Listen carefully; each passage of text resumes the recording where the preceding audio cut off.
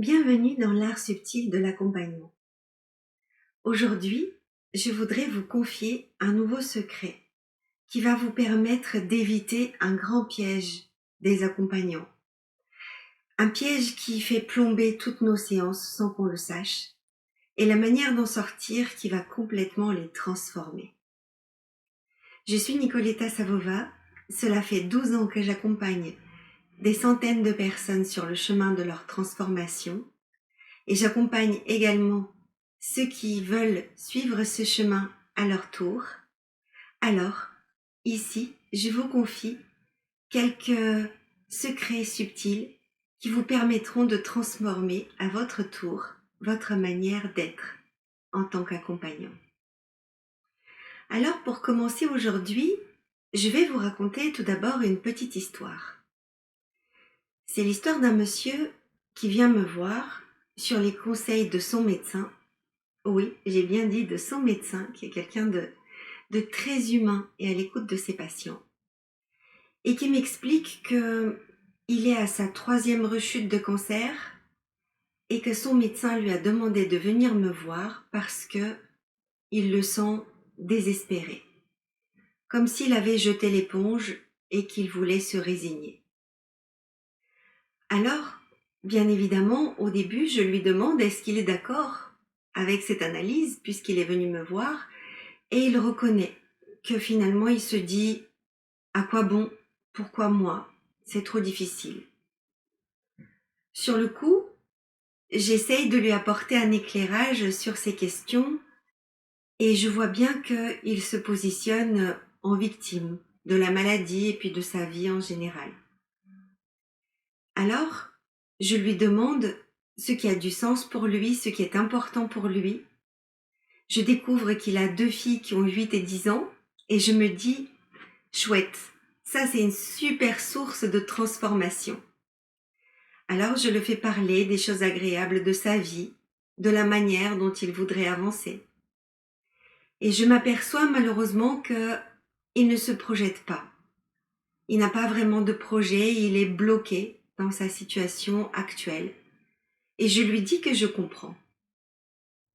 Pour la fois d'après, je lui demande de commencer à tenir un cahier dans lequel il pourra indiquer tout ce qui lui aura fait plaisir.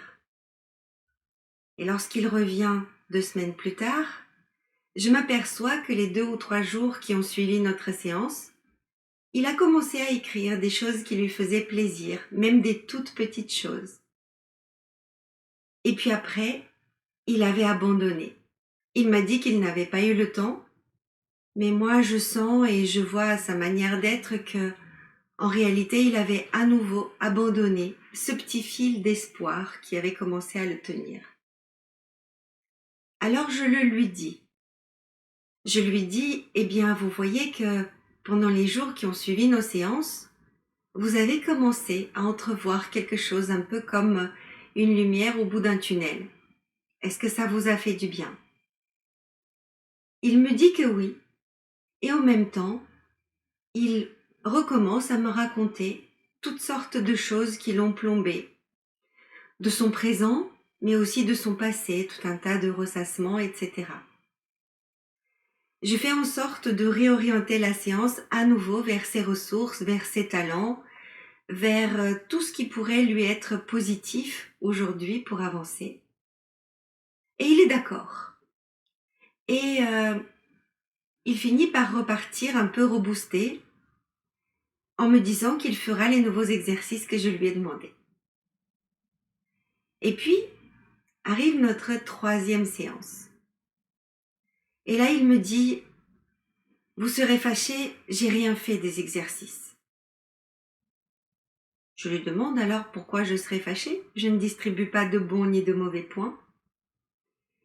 Et je vois qu'il est un peu désarçonné, comme s'il attendait de moi une réprimande, quelqu'un qui allait à nouveau le commander et diriger sa vie.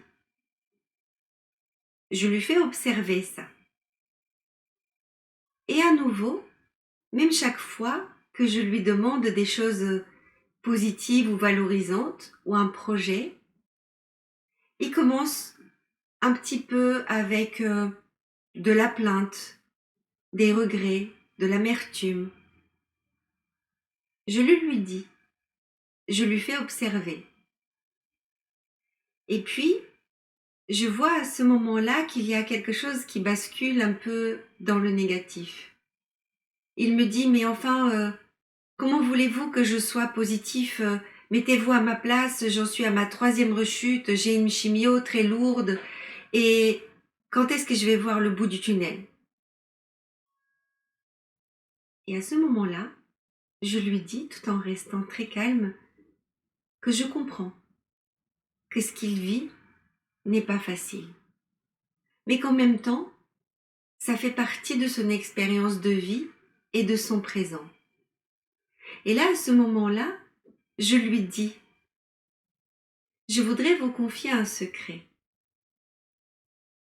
100% des personnes qui n'aiment pas leur vie se trouvent comme étant victimes.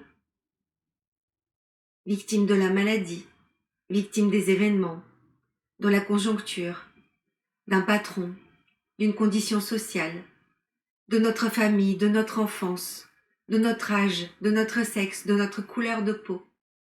Victimes de toutes sortes de choses. Et ça, c'est la parfaite recette pour être 100% malheureux et insatisfait de sa vie.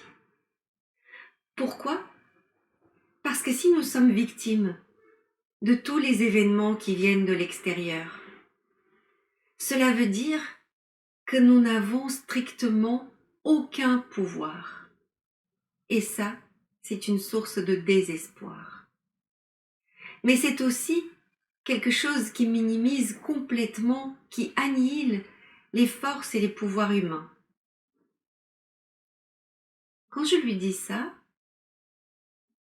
je vois qu'il s'assoit et il se laisse abattre un peu sur la chaise. Mais je vois que ça a un effet un peu de coup de massue. Comme s'il venait de réaliser subitement qu'il faisait partie de ces personnes 100% malheureuses de leur vie. Alors j'attends. Je laisse un blanc. Je vous invite à faire de même. Parce que ça permet d'encaisser quelque chose qu'on ne voulait pas voir et de commencer à cheminer. Au bout d'un moment, je lui demande, alors, est-ce que vous êtes d'accord, puisque vous êtes ici pour la 3e fois, de commencer à vous trouver une autre posture. Une posture dans laquelle, de l'intérieur, vous décidez de changer quelque chose. Parce que l'extérieur, on ne peut pas le changer quand il ne dépend pas de nous. La seule et unique personne sur laquelle nous ayons prise, c'est nous-mêmes, mais à condition de comprendre, de réaliser. Et là, cet homme me dit, mais je ne sais pas faire. Et je le comprends. Et il a raison. Parce qu'on ne sait pas faire quelque chose qu'on nous demande de faire pour la première fois et qui jusqu'à quelques instants auparavant était du domaine de l'impossible. Et là, je lui ai expliqué que s'il voulait toujours poursuivre ce chemin, je pouvais l'aider à réellement changer sa façon de se voir, de se percevoir.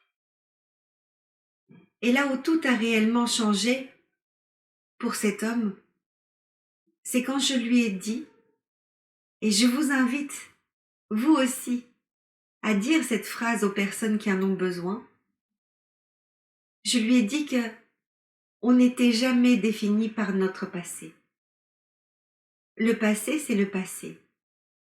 Et tous les événements que nous avons vécus nous ont amenés là où nous sommes aujourd'hui. L'avenir n'existe pas encore et il est en cours de création grâce à ce que nous ferons ici et maintenant. Mais en revanche, ce que nous ferons ici et maintenant est une question de choix conscient.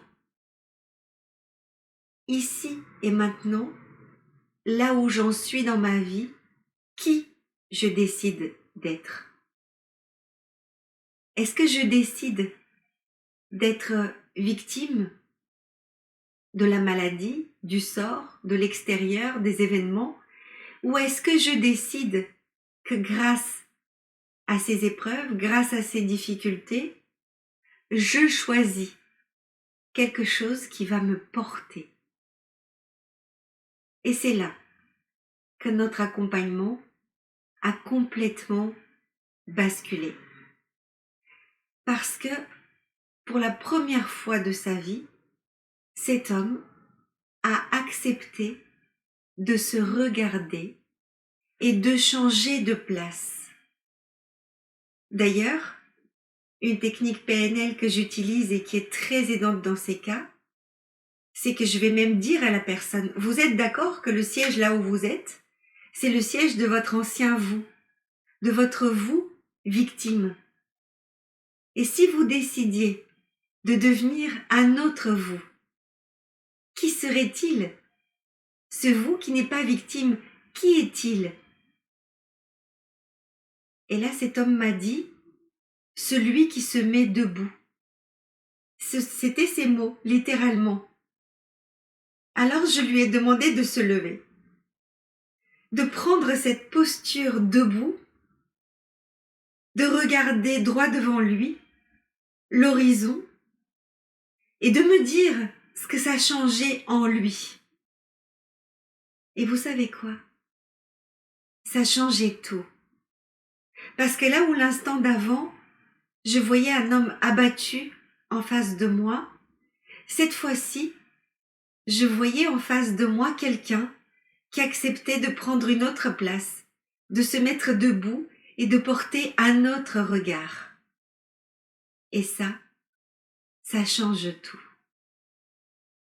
Alors, si dans votre propre vie, quelquefois, vous vous apercevez que vous ressassez des événements du passé, que vous avez un petit peu envie que ce soit de la faute de l'extérieur,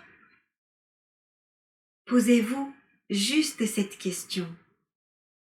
Qui j'ai envie d'être dans cette situation? Qu'est-ce que j'ai envie de choisir? Et décidez à ce moment-là, vous aussi, quelle est votre manière de vous tenir debout? D'être celui ou celle qui choisit en conscience d'être une personne qui choisit sa vie. Et ça change tout. Alors, si vous accompagnez des personnes qui sont elles aussi dans ce schéma, oui mais ceci, cela, il m'arrive des choses, invitez-les à poser sur elles-mêmes un autre regard. Le seul et unique regard qui pourra vraiment changer quelque chose. Car rappelez-vous cette fabuleuse phrase d'Einstein, la définition de la folie est de répéter toujours la même chose et d'attendre un résultat différent. Alors oui, nous sommes des accompagnants de changements, et de changements qui ne sont pas toujours évidents, qui nous bousculent. Mais c'est là que réside la beauté et le mystère de l'être humain. Et je vous souhaite, comme moi, de trouver vous aussi tout ce mystère et toute cette beauté pour vous aider vous-même et aider d'autres gens à rester debout et à choisir leur vie. Et si à ton tour, l'art subtil de l'accompagnement t'intéresse et que tu voudrais aller plus loin sur ce chemin, je te mets tout ce qui s'offre à toi et tout ce en quoi je pourrais être utile dans la description de cette vidéo. Et si tu trouves qu'elle t'a été utile, partage-la pour faire rayonner tous ensemble cette lumière d'un monde qui porte des êtres debout.